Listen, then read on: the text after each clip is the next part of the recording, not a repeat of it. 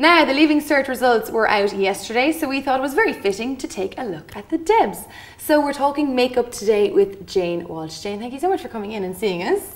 Hello. Now, what are girls going for this year? Well, there's actually no set look for the Debs. There's still the classic look of the smoky eyes. The smoky eyes are still big in, but colour is also a huge thing as well this year because girls are kind of wearing more maxi type dresses and stuff, staying away from the more traditional Debs dresses and stuff.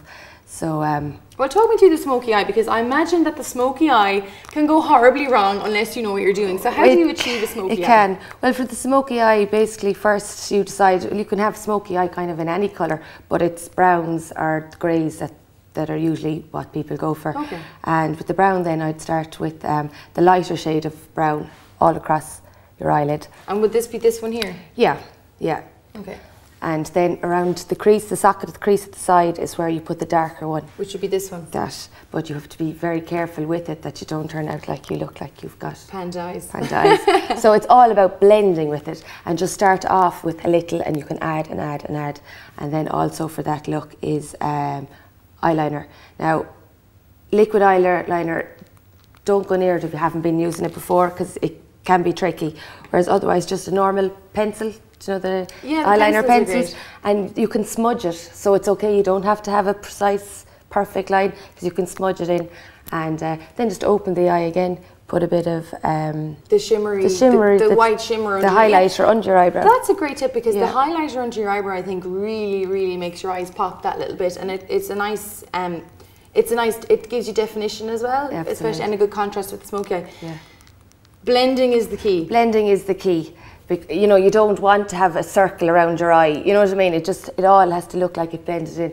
So brushes, or even with your finger, but usually if you have a good brush, one brush will do it, and just blend, and you can always add more product on. Just, you know, be careful putting it on. Less is more. Less is more, because genuinely the smoky eyes, unless you do know what you're doing, and I imagine if you're going to do your makeup yourself, that you should probably try it out. Absolutely. Beforehand. Usually the girls that go for that, they would be kind of more inclined to wearing the darker shades, and that I don't think anyone's going to start all of a sudden that night going, oh yeah, I just want a totally different look. And as well, loads and loads of mascara. And as well, eyelashes. I know that you're fond of the I'm very fond of them. You were saying, because you were here the last time talking about the wedding makeup, and you were saying if you're not accustomed to wearing them, don't wear them on the big day. Yeah. Well, it can be the same with the Debs, but I suppose you could put them on and pull them off. It's not the same, you know, photographs and stuff once your photo's done at the start, you know. But yeah, they're good fun. But like, you know, try them beforehand with your friends and that, and see how you get on. Now, for girls who, you know, wouldn't be big into makeup, are they kind of going for more of a natural look? Yeah, and still like along the lines really of the bridal look, but they want still maybe to have a strong lip. So, you know, like a colour, you know, browns. I would still go for the classic look on the eye. It would still be browns, but it would be the lighter shades of it, you know, on the eye. It wouldn't go darks, just to define the eye. To give you a little bit of definition. And as well, the big thing as well is eyebrows are huge this year. So I know you're looking at these. I've heard that actually. And they say eyebrows shape your face as well. Absolutely, where it's the big eyebrow is in now. Do you remember before it was all kind of went, you know, very narrow and whatever. So these, which is like a mascara wand, bent over. This is brushing your eye. Even if your eyebrow, even if you don't put any product on it, brush your eyebrow and it just frames your face. So groomed. It looks polished, and it looks really well. Should you be going for a red lipstick, or is red a little bit dangerous? Because I know, again, that's a look that can go a little bit wrong. Like that, if you're used to using red lipstick, fine, but as well keep your eye kind of very natural then.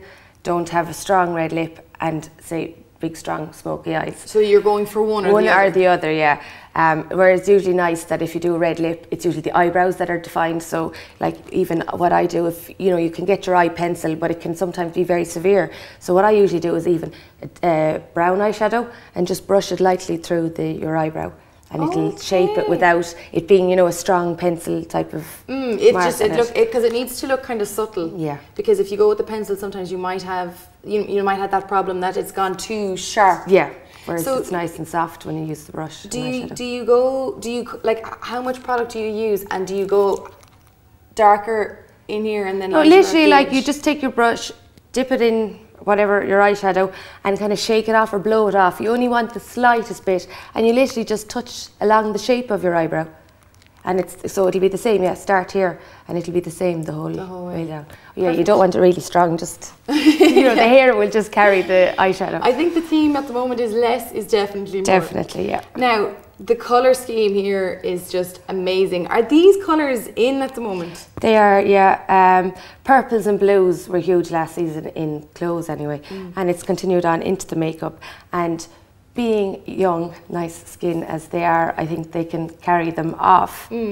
So a lot. These are fab, aren't they? The green and the. But I mean, did they come out as bright and as colourful as that? Yeah, they can. Do. Really? They can. It depends as well on the blushing, on the blending. Because I had a girl now, and her dress was a maxi dress, and it was beautiful. It had purples in it, and then a slight green in it. So I decided to put that. I did her eyes all purple, and then literally put a dab of that green right in the middle. Oh, and it just brought the whole look together. It was really, really good. So, you know, is matching the dress with your eye makeup? No, not necessarily. Some people totally go the other way. Some people want it.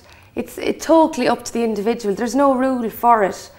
Do you know? Yeah, it just depends on the look. It just absolutely depends on the look that you're going for. And how do you manage these colours? I mean, is it, again, you're saying less is more? Less is more, because they can come out very strong. So, you know, if you want, say, you don't want, if you're yellow.